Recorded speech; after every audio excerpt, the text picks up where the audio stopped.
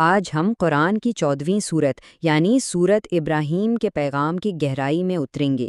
یہ سورت جو پیغمبر حضرت ابراہیم علیہ السلام کے نام سے منسوب ہے، ہمیں ایمان، انکار اور زندگی کے صحیح راستے جیسے بنیادی سوالات پر سوچنے پر مجبور کرتی ہے۔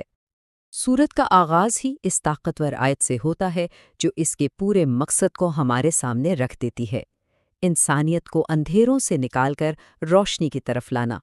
یہ صرف ایک خوبصورت جملہ نہیں ہے، بلکہ یہی وہ مرکزی خیال ہے جو ہمیں اس سورت میں بار بار نظر آئے گا۔ اس تجزیے میں ہم 5 اہم موضوعات پر بات کریں گے۔ سب سے پہلے اندھیرے سے روشنی کی طرف جانے کا کیا مطلب ہے، پھر دیکھیں گے کہ پیغمبروں کے ذریعے رہنمائی کیسے آتی ہے۔ اس کے بعد 2 درختوں کی ایک بہت ہی دلچسپ مثال کو سمجھیں گے، پھر بات ہوگی یوم حساب کے منظر کی، اور آخر میں ہم حضرت ابراہیم کی خوبصورت دعا پر بات کر کے اسے ختم کریں گے۔ تو چلیے پہلے حصے سے شروع کرتے ہیں، تاریکی سے روشنی تک کا سفر۔ سورت کا آغاز ہی اس بنیادی مسئلے سے ہوتا ہے کہ انسان آخر روحانی اندھیروں میں کیوں بھٹکتا ہے، اور یہ کتاب، یہ وحی، اس کا حل کیسے پیش کرتی ہے۔ دیکھیں، یہاں زندگی کے 2 بالکل مختلف راستے دکھائے گئے ہیں۔ ایک طرف ہے تاریکی، یعنی ناشکری اور کفر کا راستہ، جو انسان کو جھوٹ اور ٹیڑھے راستوں پر لے جاتا ہے، اور دوسری طرف ہے روشنی، یعنی شکر گزاری اور ایمان کا راستہ، جو سیدھے راستے اور اللہ کی رہنمائی کی طرف لے جاتا ہے۔ اصل میں یہ ایک انتخاب ہے، اور سب کچھ اسی انتخاب پر منحصر ہے۔ اچھا، تو سوال یہ ہے کہ یہ روشنی انسان تک پہنچتی کیسے ہے؟ یہیں سے ہمارا دوسرا حصہ شروع ہوتا ہے، پیغمبروں کے ذریعے۔ سورت ہمیں بتاتی ہے کہ تاریخ کے ہر دور میں اللہ نے انسانوں کی رہنمائی کے لیے اپنے رسول بھیجے۔ اور یہاں ایک بہت ہی اہم اصول واضح کیا گیا ہے: اللہ کا پیغام کبھی بھی مبہم یا پیچیدہ نہیں ہوتا، وہ ہمیشہ لوگوں تک انہی کی زبان میں پہنچایا جاتا ہے، تاکہ بات بالکل صاف ہو، تاکہ کوئی یہ نہ کہہ سکے کہ ہمیں تو سمجھ ہی نہیں آیا۔ یہ اللہ کے انصاف اور رحمت کی نشانی ہے۔ سورت اس کی ایک بہترین مثال حضرت موسیٰ علیہ السلام کے واقعے سے دیتی ہے۔ ان کا مشن بھی بالکل یہی تھا، اپنی قوم کو فرعون کے ظلم کی تاریکی سے نکال کر آزادی کی روشنی میں لانا۔ ذرا سوچیں، وہ کیسی تاریکی تھی جہاں ان کے بیٹوں کو ذبح کیا جا رہا تھا۔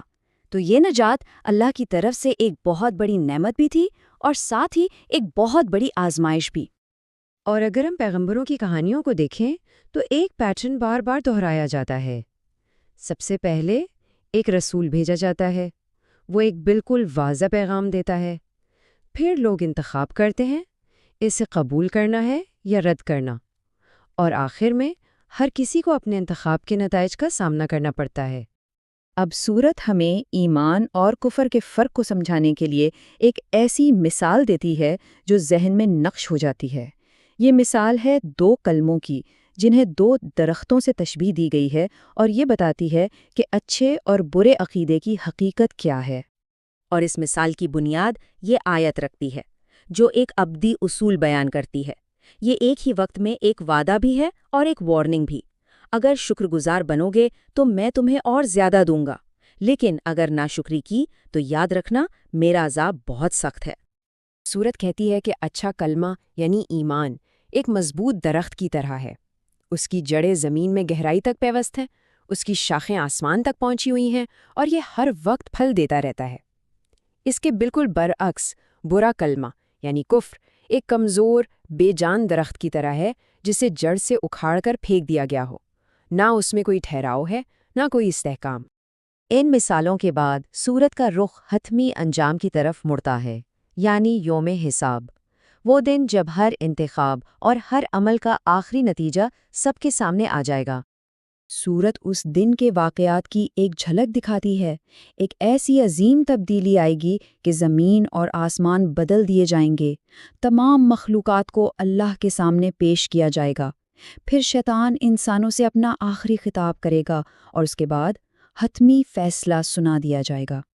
سورت اس دن کا منظر انتہائی واضح الفاظ میں کھینچتی ہے۔ فرمایا، اور اس دن تم مجرموں کو زنجیروں میں جکڑا ہوا دیکھو گے۔